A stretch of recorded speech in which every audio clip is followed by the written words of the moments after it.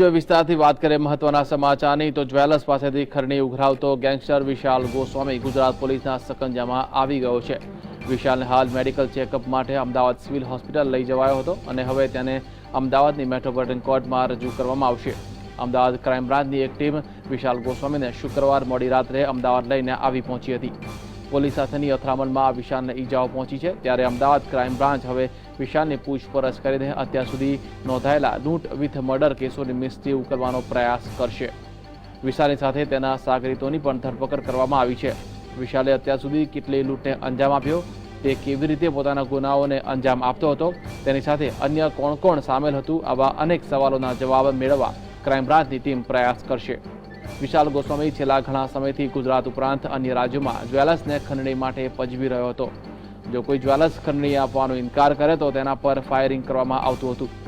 Police સૂત્રોના જણાવ્યા પ્રમાણે ગુજરાત ઉપરાંત રાજસ્થાન અને મધ્યપ્રદેશમાં પણ વિશાલનું ખંડણીનું નેટવર્ક કાર્યરત હતું અને તે રાજ્યોમાં પણ વિશાલ સામે ફરિયાદો થઈ છે। ઉત્તર પ્રદેશ તથા ઉત્તરાખંડમાંથી વિશાલ ગોસ્વામી તથા એના સાગરિકોને પકડવામાં આવેલ હતું। એમાં 2013ની લાડ સોસાયટીની જે મર્ડર કેસ છે, વસ્ત્રાપુર પોલીસ સ્ટેશનની પ્રકાશ સોનીની મર્ડર કેસમાં વિશાલ અને રીંગુ ને 70 મુજબની વોરંટમાં આજે કોર્ટમાં પ્રોટેક્શન કરશે અને પછી એ કેસમાં અરેસ્ટ કરવાનું છે। તથા એના જે મોટા ભાઈ પ્રીતમ, જયપુરી તથા અજયને સોલા પોલીસ સ્ટેશનની 2015ની પ્રકાશ પટેલની ધમકી અને ગણનીની બાબતની જે ગુનો છે એને ઉપર અરેસ્ટ કરવાનું છે। આ કેસની અંદર ઘણા બધા જે સોનીઓ ઉપર થયેલા લૂંટ વિથ ફાયરિંગ તથા હત્યાની કેસોમાં એના શોધી કાઢવા માટેનો પ્રયત્ન ચાલુ છે।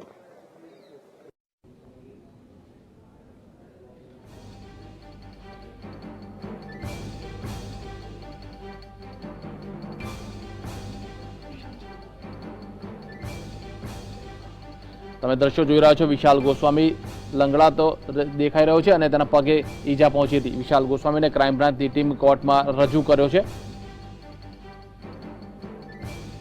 ગઈકાલે મોડી રાત્રે ક્રાઇમ બ્રાન્ચની ટીમ તેને પકડીને ગુજરાત લાવી હતી અને આજે તેને ચુસ્ત પોલીસ બંદોબસ્ત વચ્ચે અમદાવાદની મેટ્રોપોલિટન કોર્ટમાં રજૂ કરવામાં આવ્યો।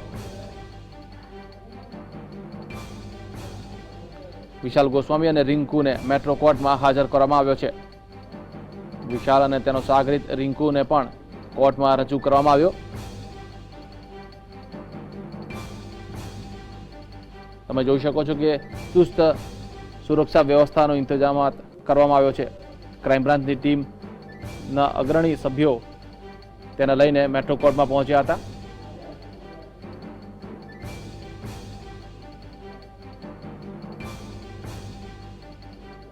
વિશાલ ગોસ્વામી પર અમદાવાદમાં અનેક સોનીઓને ધમકી આપવા અને ખંડણી માંગવાનો આરોપ છે, તો કેટલાકનું તેણે મર્ડર પણ કરવાનો આરોપ છે। સતત પોલીસથી ભાગતો ફરતો હતો વિશાલ ગોસ્વામી, જેની ગઈકાલે ધરપકડ કરવામાં આવી છે અને આજે તેને કોર્ટમાં રજૂ કરવામાં આવ્યો। વિજલપુર પોલીસ સ્ટેશનમાં એક તપાસ હતી અગાઉ મર્ડર કેસની, એમાં નામદાર 11મી નંબરની કોર્ટમાંથી વોરંટ લીધેલું હતું, જેની બજાવણી એ લોકોએ ત્યાં ઉત્તર પ્રદેશ કરી મથુરા અને બજાવણી કરીને અહીંયા લઈ આવ્યા।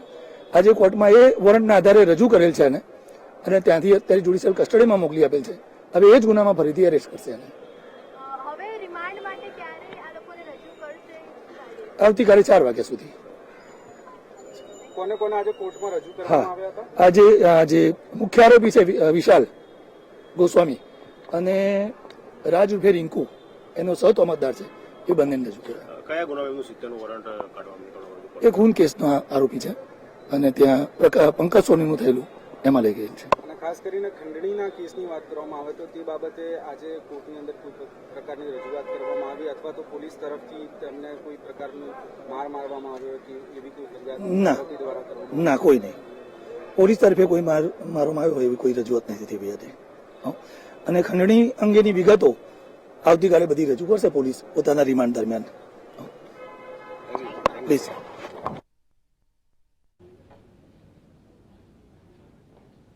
તો આ વિશે વધુ માહિતી મેળવીએ અમારા સંવાદદાતા આશકા જાની પાસેથી। આશકા, વિશાલ ગોસ્વામી અને રિંકુને અમદાવાદની મેટ્રો કોર્ટમાં રિમાન્ડ માટે રજૂ કરવામાં આવ્યો છે. ક્રાઇમ બ્રાન્ચની શું દલીલો હતી અને કોર્ટે કેટલા દિવસના રિમાન્ડ મંજૂર કર્યા છે?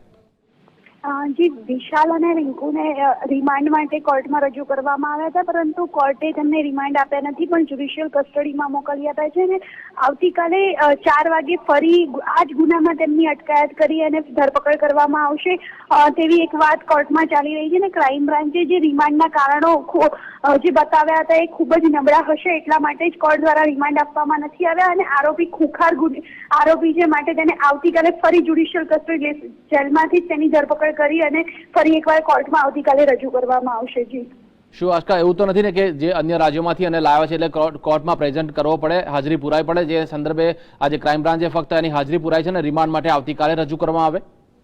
હા જી, એવું જ છે બિલકુલ, કે જ્યારે આને અન્ય રાજ્યમાંથી અહીંયા લાવવામાં આવે છે, માટે જે સમય મર્યાદા 24 કલાકની પતી ગઈ હોવાના કારણે આજે કોર્ટમાં અર્જન્ટ રજૂ કરવામાં આવ્યો છે. અને ત્યારબાદ અત્યારે હાલ જે અર્જન્ટ કોર્ટમાં રજૂ કરાયા બાદ તેમને જ્યુડિશિયલ કસ્ટડીમાં એટલે સાબરમતી જેલ ખાતે મોકલી આપવામાં આવશે અને આવતીકાલે ફરી આ જ ગુનામાં તેમની ધરપકડ કરી અને કોર્ટમાં રિમાન્ડ માટે રજૂ કરવામાં આવશે. જી આશકા, તેને કોર્ટમાં રજૂ કરતા પહેલા અમદાવાદની સિવિલ હોસ્પિટલમાં મેડિકલ ચેકઅપ માટે લઈ જવામાં આવ્યો હતો. મેડિકલ રિપોર્ટમાં શું બહાર આવ્યું છે અને કેવા પ્રકારની ઈજા છે અને ક્યાં છે અને કેટલા દિવસમાં સ્વસ્થ થઈ શકે એવું લાગે છે? જી, આ જે ગઈકાલે જ્યારે તેની અમદાવાદ ક્રાઇમ બ્રાન્ચ તેની ધરપકડ કરી હતી ત્યારે બંને વચ્ચે ફાયરિંગ થયું હતું અને ત્યારે એ ફાયરિંગમાં વિશાલ ઘાયલ પણ થયો હતો, માટે તેને હોસ્પિટલમાં મેડિકલ રિપોર્ટ માટે લઈ જવામાં આવ્યો. અને સામાન્ય રીતે કોઈ પણ આરોપીની ધરપકડ થાય ત્યારબાદ તેને મેડિકલ ચેકઅપ માટે લઈ જવામાં આવતો હોય છે, પરંતુ હજુ તેના મેડિકલ રિપોર્ટ આવ્યા નથી અને જે રિપોર્ટ આવશે એ કોર્ટમાં સીલબંધ કવરમાં જ રજૂ કરવામાં આવશે. એટલે એ અંગે હજુ અત્યારે હાલ કોઈ જ માહિતી નથી.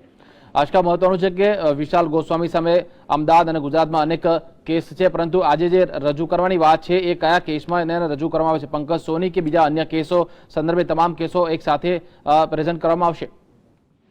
જી, પંકજ સોનીના કેસમાં તો વિશાલ અને રિંકુને રજૂ કરવામાં જ આવ્યા છે કોર્ટમાં, પરંતુ અત્યાર સુધી જે છેલ્લા 1 વર્ષમાં અમદાવાદમાં સોની ઉપર જ્વેલર્સ ઉપર જે હુમલા થયા છે તે તમામ કેસમાં ક્યાંક ને ક્યાંક વિશાલ ગોસ્વામીની સંડોવણી છે તેવું ક્રાઇમ બ્રાન્ચને લાગી રહ્યું છે અને તે બહાર પણ આવ્યું છે. તો એ તમામ ગુનાઓ પણ તેની ઉપર આવતીકાલે તેમાં પણ એની અટકાયત ધરપકડ કરી અને કોર્ટમાં રજૂ કરવામાં આવશે.